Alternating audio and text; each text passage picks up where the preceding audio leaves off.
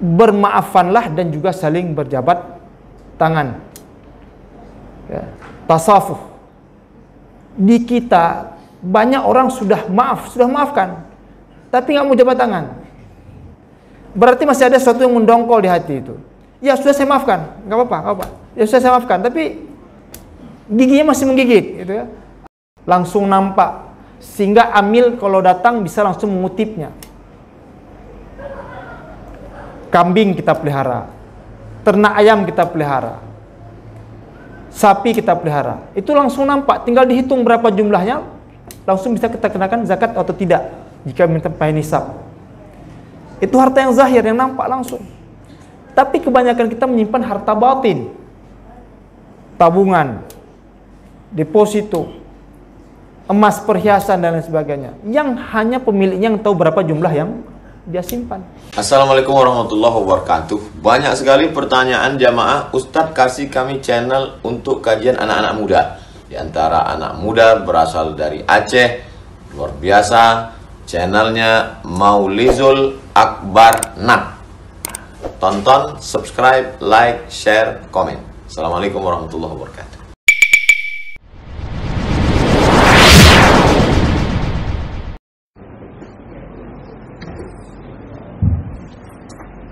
Bismillahirrahmanirrahim. Assalamualaikum warahmatullahi wabarakatuh.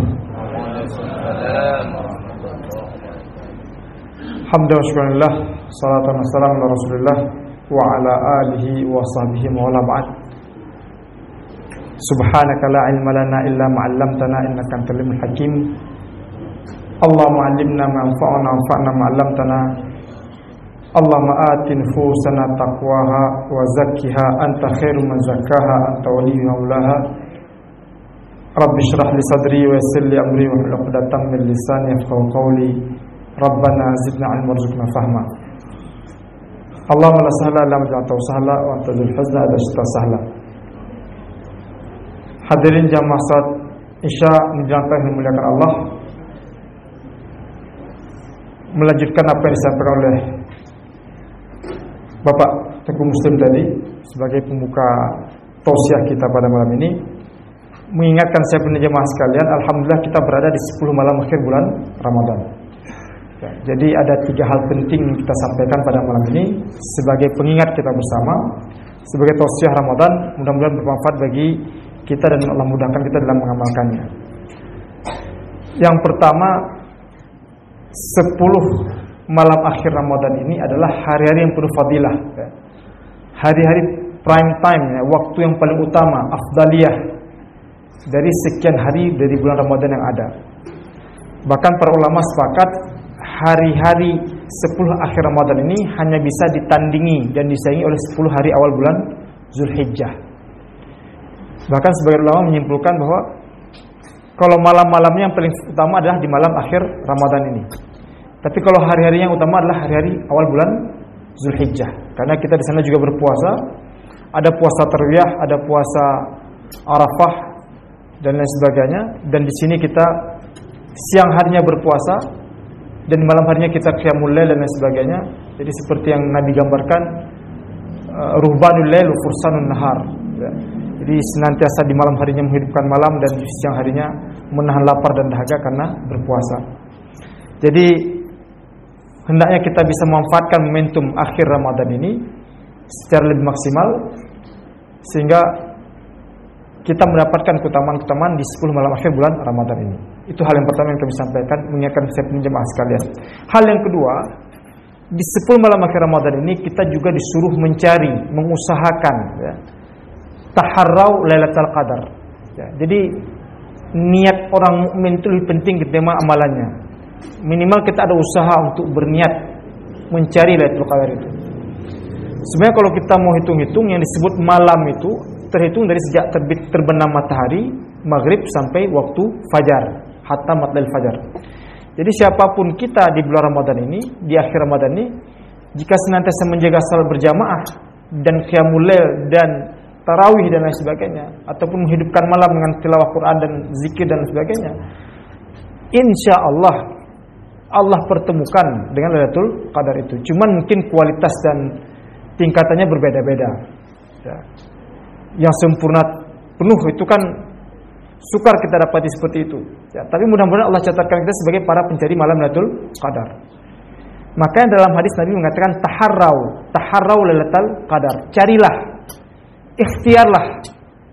Walaupun kita tidak menemukan utuh sepenuhnya satu malam seperti itu, minimal kita Allah catatkan sebagai para pencari malam Lailatul Qadar. Niat kita itu membesarkan amalan yang kita lakukan. Jadi jangan pernah dianggap remah dan enteng. Sederhana memang, tapi itu ternyata di sisi Allah suatu hal yang besar.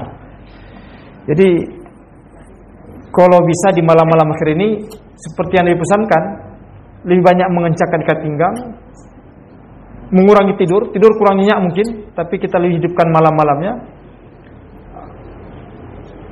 Tapi jangan dicari seperti kata Pak Muslim tadi ya, jangan dicari malam ganjil ataupun malam genap. Karena ini seperti kendaraan ganjil genap, nomor genap di kota-kota besar sekarang seperti itu ya. Kalau hitungan kalender Saudi atau Muhammadiyah ini malam yang ke-23 sekarang. Tapi kalau hitungan pemerintah Indonesia ini masih malam ke-22. Tapi tidak perlu kita peruncing dan kita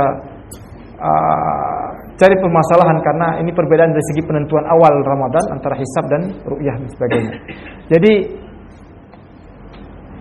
usahakanlah kita hidupkan di malam akhir-akhir Ramadan ini dengan amalan terbaik yang mungkin kita lakukan. Menyedikitkan tidur, memperbanyak zikir, tilawah, doa. Perbanyak doa. Mintalah doa terbaik bagi diri kita sendiri dan juga keluarga. Keturunan-keturunan yang kita punya. Rabbana hablana min azwajina wa dzurriyyatina qurrata a'yun waj'alna lil muttaqina imama. Itu penting ya. Jadi kita ingin keselamatan bagi diri kita sendiri dan juga keluarga dan juga keturunan-keturunan kita kemudian. Jadi usahakanlah, semoga Allah catatkan kita dari hamba yang termasuk menghidupkan malam akhir Ramadan ini dalam rangka kita mencari keutamaan malam Lailatul Qadar itu. Nah, itu hal yang kedua yang kami sampaikan. Dan hal yang ketiga, untuk kesempurnaan ibadah Ramadan ini, Islam mengajarkan tidak hanya kita penting menjaga hubungan baik dengan Allah, hablum minallah, dalam hal ibadah dan lain sebagainya, tapi juga penting menjaga hubungan sama manusia, hablum minannas, dalam hal muamalah. Dalam hal muamalah ini harus dipenuhi yang sifatnya muamalah pergaulan, dan juga harus dipenuhi hal yang sifatnya kewajiban. Hal yang sifatnya muamalah pergaulan itu adalah mungkin ada di antara muamalah yang kita lakukan ini ada yang sedikit menyinggung perasaan, tepi hati dan lain sebagainya. Maka ini adalah momentum kesempatan untuk saling bermaafan. Fa'fu wasfahu. Jadi saling bermaafkanlah. Faman afa wa aslaha fa ajruhu indallah. Jadi ada amalan yang dianggap ringan, tapi ternyata pahalanya dari sisi Allah sendiri langsung. Puasa itu nggak disebutkan berapa pahalanya, karena pahala puasa langsung dari Allah yang membalasnya di akhirat kelak. Sabar itu juga begitu. Innama yuwaffas sabiruna ajrahum bighairi hisab. Balasan bagi orang sabar, Allah akan berikan balasan tidak terhingga di akhirat kelak. Dan yang memulai memberi maaf dan melakukan islah, perbaikan hubungan dengan sesama, menyambung silaturahmi kembali, itu juga fa'ajru indallah. Balasannya nanti di sisi Allah Subhanahu wa taala. Enggak disebutkan berapa. Artinya memberi maaf dahulu lebih bagus, meminta maaf bagus, tapi memberi maaf dahulu lebih bagus. Walaupun itu suatu hal yang berat saya kira. Maka kenapa dalam ayat Al-Qur'an dikatakan fa'fu wasfahu. Bermaafanlah dan juga saling berjabat tangan. Ya. Tasafuh. Di kita banyak orang sudah maafkan, tapi nggak mau jabat tangan. Berarti masih ada sesuatu yang mendongkol di hati itu. Ya sudah saya maafkan, nggak apa-apa. Ya sudah saya maafkan, tapi giginya masih menggigit, gitu ya. Artinya sesuatu masih dia simpan dalam hati. Jadi harus plong kita, karena ada sahabat itu yang dijamin masuk surga karena dia mau memaafkan kesalahan saudara-saudaranya. Ini memang mudah kita sampaikan, tapi suatu hal yang harus kita latih. Bagaimana kita menjaga bersihan hati, jangan sesuatu itu disimpan sampai tua, sampai kita usia lanjut dan lain sebagainya. Jadi itu akan memberikan energi positif bagi kita, lebih sehat dan lebih bisa bermuamalah dengan baik dengan sesama manusia. Nah, itu yang sifatnya pergaulan. Nah, satu lagi ini yang disampaikan tadi, ada hal yang sifatnya kewajiban. Kewajiban ini mesti kita tunaikan untuk kesempurnaan ibadah puasa yang kita lakukan. Yaitu setelah kita berpuasa Ramadan selama siang harinya, melaksanakan qiyamul lail di malam harinya, tilawah Quran, berzikir, berdoa dan sebagainya. Untuk kesempurnaan ibadah Ramadan ini, Allah wajibkan mesti setiap muslim mengeluarkan zakat fitrah sebesar 1 sa' daripada kurma ataupun gandum ataupun makanan yang dia makan, untuk membersihkan ibadahnya dan agar Allah terima amal puasanya selama Ramadan ini. Karena amalan seorang hamba itu terkatung-katung di antara langit dan bumi ketika tidak dia menunaikan zakat fitrah. Zakat fitrah yang saya sampaikan tadi sebesar 1 sa'. 1 sa' itu kalau dikonversikan lebih kurang sekitar 2,8 kg, ya, maksimal 3 kg lah. Tapi yang ingin kami sampaikan di sini, sebenarnya zakat fitrah itu terlalu, tanpa kita mengecilkan peran zakat fitrah, terlalu kecil potensinya.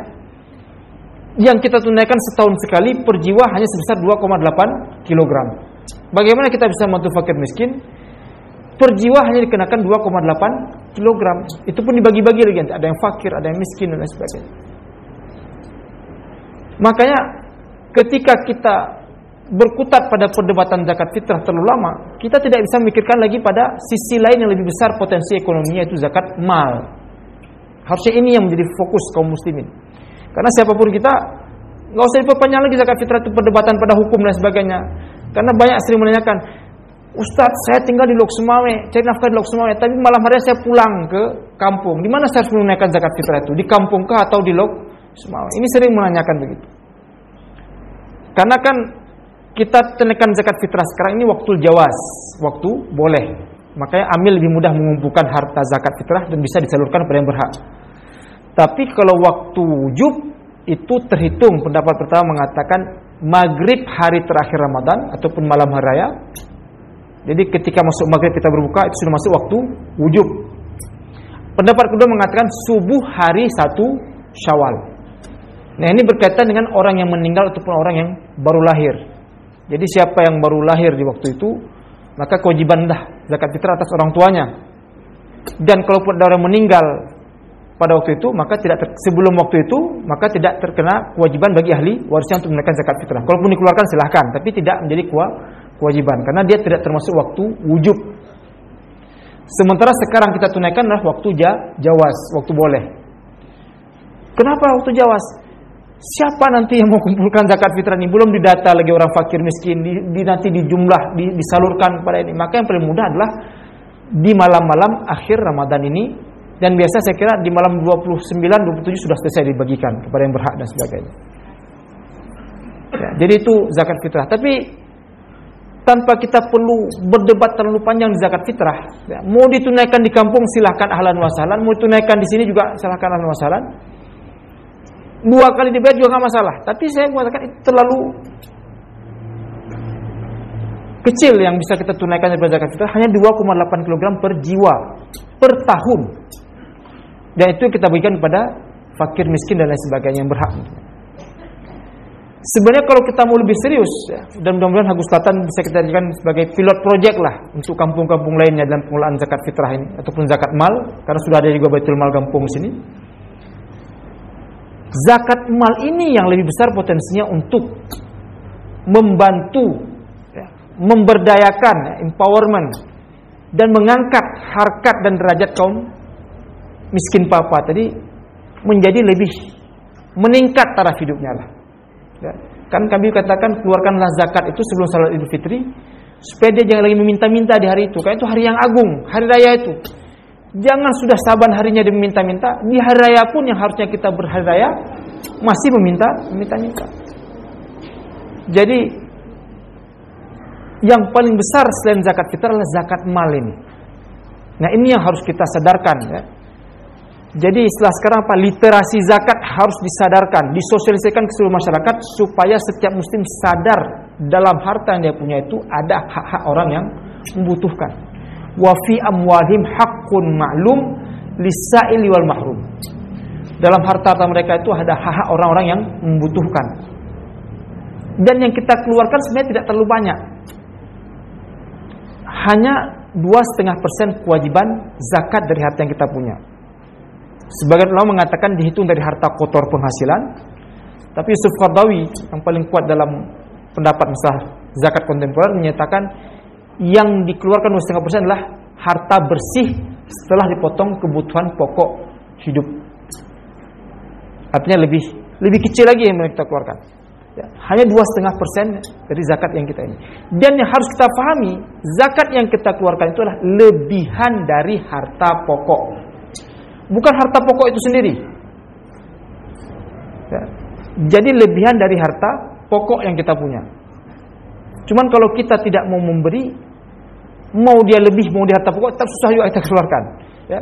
Jadi yang kita keluarkan dari zakat malah lebihan dari harta pokok. Seandainya saya punya sekian puluh traktor, saya sewakan. Traktor itu tidak terkena zakat. Tapi hasil sewa traktor itu yang menghasilkan itu, jika dijumlah dalam per tahun sampai nisab, maka itu yang kita wajib zakati. Karena inti zakat mal adalah setiap harta yang bertumbuh dan bertambah, berkembang. Maka dalam surah Al-Baqarah 267 dengan jelas Allah katakan, ya ayyuhalladzina amanu anfiqu min thayyibati ma kasabtum wa mimma akhrajna lakum minal ardh. Wahai orang yang beriman, tunaikanlah, keluarkanlah zakat dari hasil usaha terbaikmu. Karena Allah hanya terima usaha terbaik. Innallaha thayyibun wa la yaqbalu illa thayyiba. Allah yang terima yang baik-baik. Tidak terima dari harta yang syubhat dan bercampur dan lain sebagainya, apalagi dari harta yang haram. Jadi keluarkanlah zakat dari usaha terbaikmu dan apa yang kami keluarkan dari dalam perut bumi. Makanya para ulama dalam fikih kemudian mengklasifikasikan jenis-jenis harta zakat. Kalau di klasik itu cuma 5 dikenal. Cuma 5 ini saja. Hewan ternak, kambing, sapi, unta, lalu emas, perak, zuruk wasimar, biji-bijian, buah-buahan, padi, gandum, kurma, kemudian perdagangan, perniagaan, orang mekat, dan satu lagi rikas.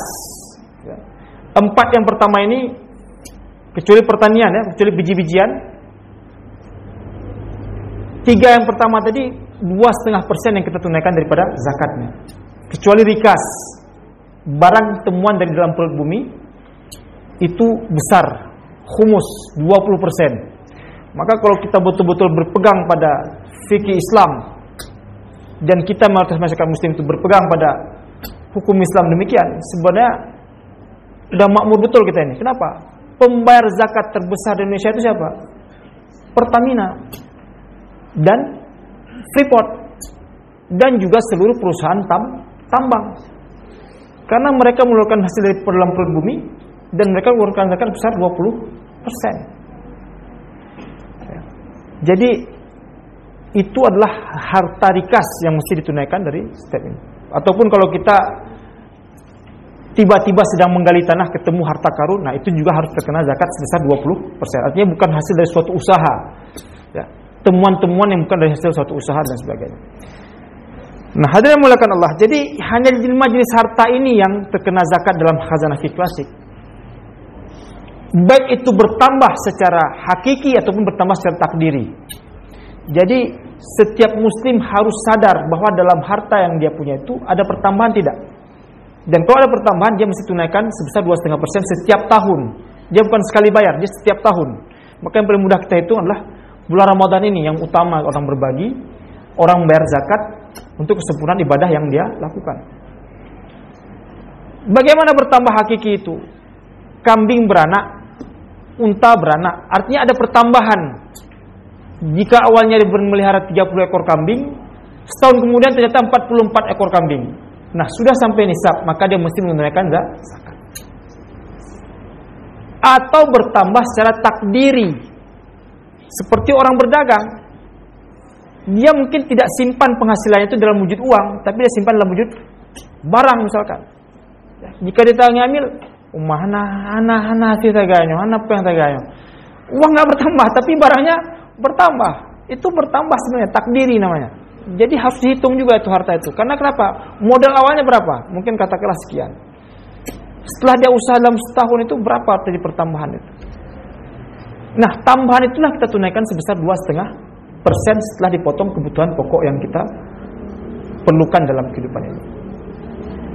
Jadi, makanya kenapa setiap muslim harus sadar literasi zakat mal dan harus mengerti akuntansi zakat. Kenapa? Kitalah sendiri yang pintar-pintar harus menghitung berapa besar harta zakat yang kita tunaikan. Bapak Ibu sekalian rahmati Allah, kenapa begitu? Karena harta yang kita punya itu ada sifatnya harta zahir, langsung nampak, sehingga amil kalau datang bisa langsung mengutipnya. Kambing kita pelihara, ternak ayam kita pelihara, sapi kita pelihara, itu langsung nampak, tinggal dihitung berapa jumlahnya, langsung bisa kita kenakan zakat atau tidak jika mencapai nisab. Itu harta yang zahir, yang nampak langsung. Tapi kebanyakan kita menyimpan harta batin, tabungan, deposito, emas, perhiasan dan lain sebagainya, yang hanya pemiliknya yang tahu berapa jumlah yang dia simpan. Maka kalau kita tidak sadar dengan kewajiban zakat ini, bisa-bisa luput, tidak kita tunaikan. Cuman hadirin yang dimuliakan Allah, ingatlah pesan Allah dalam surat At-Taubah, ancaman zakat itu keras. Kalau kamu berusaha menyembunyikan harta yang wajib dizakati, kelak di akhirat dengan harta itulah Allah akan siksa kamu. Lalu Allah menyatakan, fadzuqul adzaba bima kuntum taknizun. Rasakanlah harta yang kamu simpan, kamu tidak tunaikan zakatnya dahulu. Makanya zakat berbeda dengan pajak dalam hal, kalau pajak mungkin ada faktor pemaafan, ada sunset polisi, kebijakan. Kalau saya tahun lalu kita tidak bayar, kayak STNK ataupun pajak kendaraan, boleh pemutihan dan sebagainya, kan begitu, asalkan orang bayar tahun ini. Di zakat nggak begitu. Kenapa? Zakat pertanggungjawabannya bukan kepada amil, bukan kepada baitul mal, pertanggungjawabannya kepada Allah.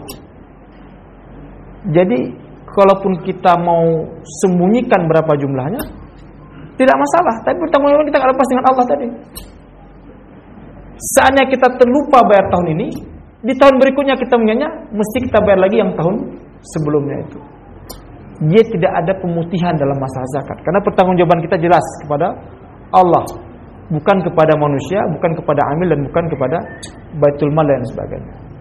Jadi makanya kenapa dikatakan setiap muslim harus paham literasi zakat, terutama zakat mal ini, dan juga harus mengerti akuntansi zakat. Kira-kira bisa dihitung lah.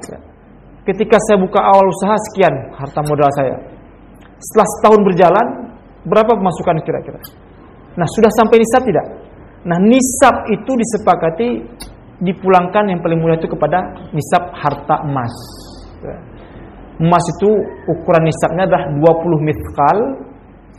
Kalau dikonversikan sekarang sekitar 85 gram emas. Baitul Mal Provinsi Aceh kita sudah mengeluarkan minimal kalau harta mencapai 68 sampai 69 juta, maka sudah terkena wajib zakat ya, dalam hitungan setahun. Dan itu lebih kurang ya, dipulangkan pada nisab emas ya, 85 gram emas. Sementara kalau biji-bijian dia ada nisab tersendiri lagi. Nah, hadirin dimuliakan Allah. Jadi tadi kita sudah singgung sebenarnya 5 jenis harta tadi yang dikenal dalam khazanah fikih klasik. Tapi seiring waktu di zaman kontemporer ini, zaman sekarang ini, zaman kekinian ini, mulai dikenal jenis-jenis harta baru yang juga selayaknya dikenakan kewajiban zakat.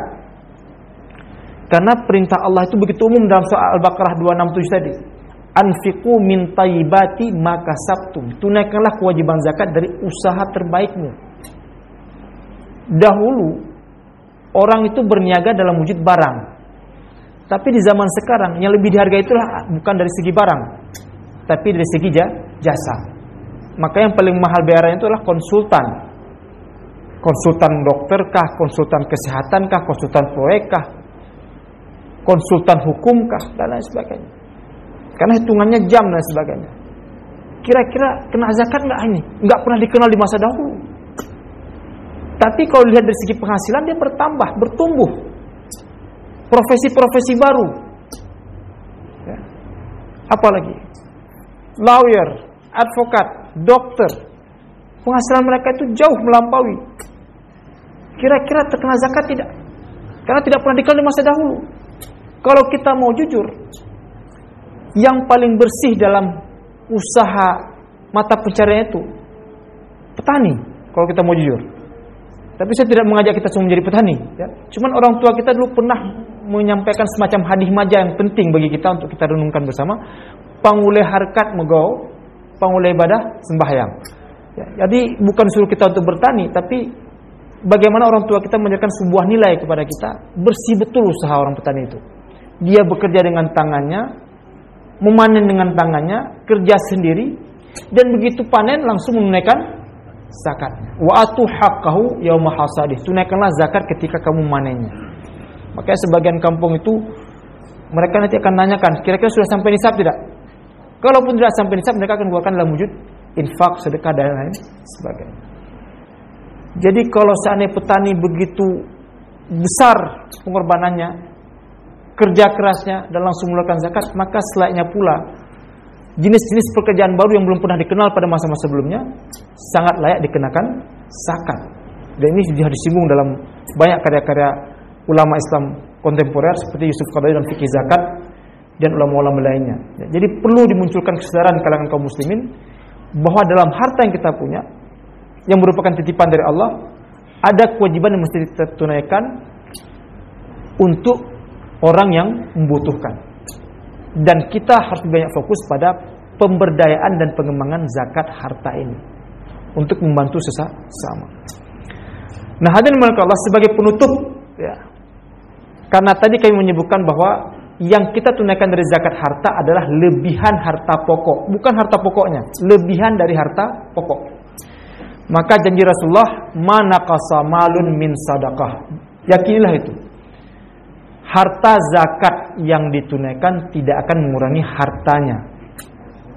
Karena yang kita kasih adalah lebihannya, bukan harta aslinya, bukan harta pokoknya.